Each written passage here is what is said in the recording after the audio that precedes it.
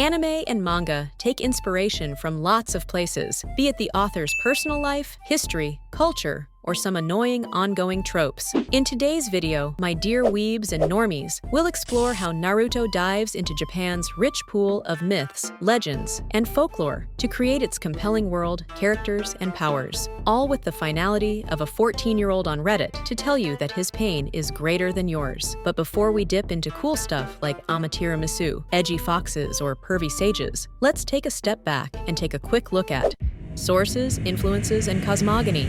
Shinto traditions are the cornerstones of Japanese mythology, but the history of thousands of years of contact with Chinese and various Indian myths are also key influences. Around 700 AD, the emperor at that time thought, "Yo, those peasants should honor me like a god." So, in the main two literary sources of myths and legends, the Kojiki and the Nihon Shoki, besides stories about the cosmogony and mythic origins of the Japanese archipelago and its people, the imperial family inserted the belief that they are direct descendants from the gods, deifying the imperial line. Now, when talking about the myth of creation, the fanfic goes something like this. In the beginning, the universe was a chaotic mass, and out of it emerged the first deities. Within those were Izanagi and Izanami, a divine couple tasked with creating the islands of Japan. After some ocean stirring with a fancy spear, the first island was created. The happy couple descended to this island, married, and gave birth to the islands of Japan and other gods. Now that we have a little bit of context, let's jump into what we really care about, starting with Amaterasu, Tsukuyomi, and Susanoo.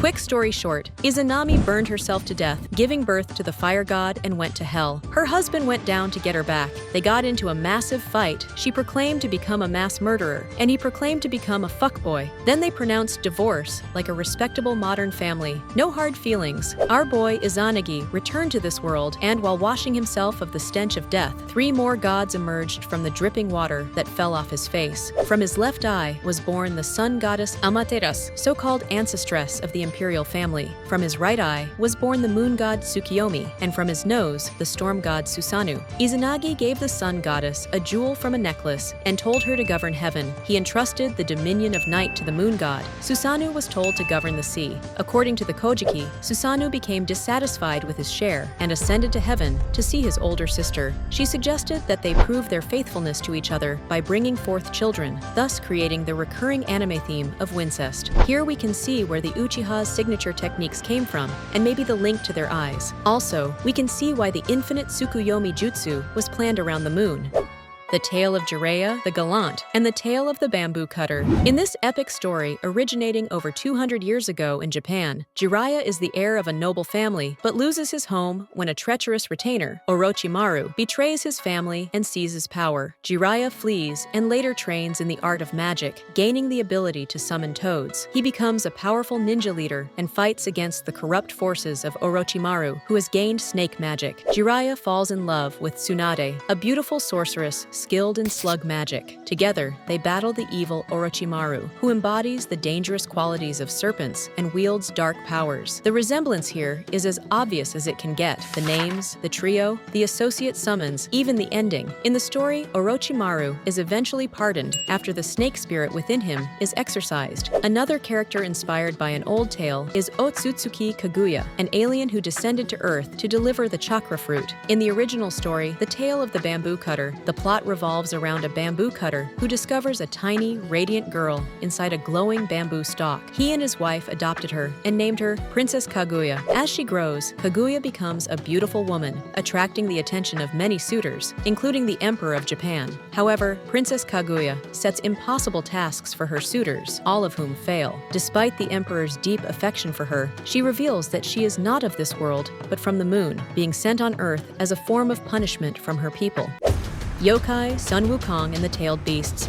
Most of the tailed beasts in Naruto are inspired by yokai, a class of supernatural entities and spirits from Japanese folklore. Their behavior can range from malevolent or mischievous to benevolent to humans. Kurama, the Ninetails, is directly inspired by the kitsune, a fox spirit known for its intelligence, shape-shifting abilities, and powerful magical forces. In Japanese folklore, kitsune are often portrayed as both benevolent and malevolent, much like Kurama Kurama, who is feared as a destructive force, but eventually becomes an ally to Naruto. Gyuki, the Eight Tails, is directly referenced from the Yokai Ushioni, a massive sea monster that is known for attacking beaches. Since Ushioni possess an ox head, yet are known as sea monsters, Eight Tails' lower body is similar to an octopus, with each tail representing an octopus leg. Son Goku, the Four Tails beast, is based on Son Wukong, or Monkey King, from the famous 16th century Chinese novel Journey to the West. The sacred and the profane in other anime.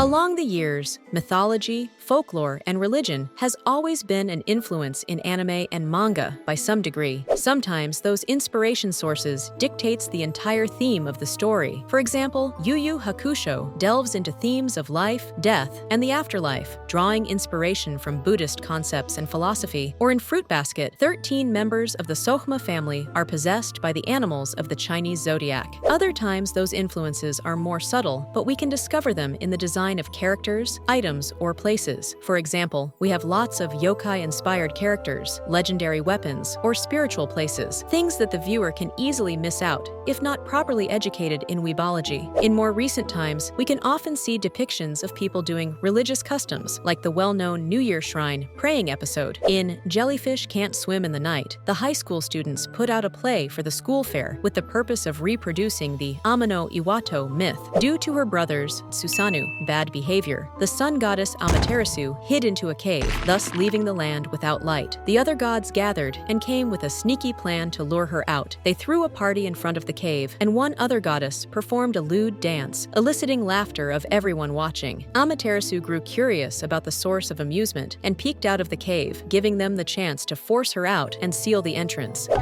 Conclusions and final thoughts. Those specific influences that we talked about always sparked curiosity into me, but also frustration. In my opinion, just as you can't fully grasp a scientific paper without reading all the references it sends you to, you can't get complete value out of an anime without understanding the social and cultural context from which it originates. Being curious about the little things you see standing behind the art of anime will help you get the most out of future shows you will watch, and it will, step by step, build you a strong foundation of knowledge about other cultures around the world. The manga and anime that we all watch and love can't be reproduced anywhere else on the globe for those exact reasons, so we should cherish them properly. Now, I have a question for you. In what anime that you have watched, other than the ones I mentioned, you have found obvious links to the Japanese mythology or religion? Leave an answer in the comments. Thanks for watching, and I'll see you next time. Bye-bye!